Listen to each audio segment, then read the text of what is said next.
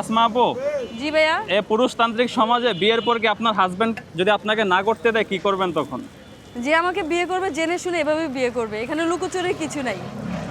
কিন্তু অনেকে তো বলে যে নারীরা নাকি স্বাধীনতা পেলে নাকি তারা স্বাবলম্বী হলে নাকি সমাজ ব্যবস্থা থেকে বেরিয়ে যেতে চায়, সেটা নিয়ে একটু ভাই বলুন। এটা একটা ভুল কথা। মনে করেন আপনার ঘরের মধ্যে একমাত্র পুরুষ আপনি, আপনার মা আছে, বোন আছে, ওয়াইফ আছে, বাচ্চা আছে।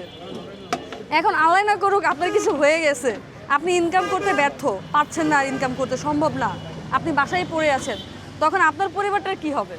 ওটা কি ডুবে যাবে? তো এখন ওই পরিবারে যদি আপনার মা, বোন বা ওয়াইফ বা মেয়ে সে যদি স্বাবলম্বী থাকে, পুরো পরিবারটা আপনার মতোই আগলে রাখবে। তো এটা যারা চিন্তা ভাবনা করে তাদের চিন্তা ভাবনা ছোট। আচ্ছা, আপনি তো বেশ সাহসী একজন তরুণী। অন্য নারীরা তো আসলে এত সাহস নাই, তারা চাইলেও বের হয়ে আসতে পারে না। তারা কিভাবে এই সাহসের সঞ্চারটা করতে পারে? কারণ আমরা দ্বীপ জেলা ভোলার মানুষ ভাই, আমাদের অনেক সাহস। আমরা কতগুলো নদী পাড়ি দিয়ে ঢাকা শহরে আসছি, তো সাহস কেমনে না থাকবে? তবে একটাই কথা, দাবি মোদের একটাই, বরিশাল ভোলা সেতু চাই।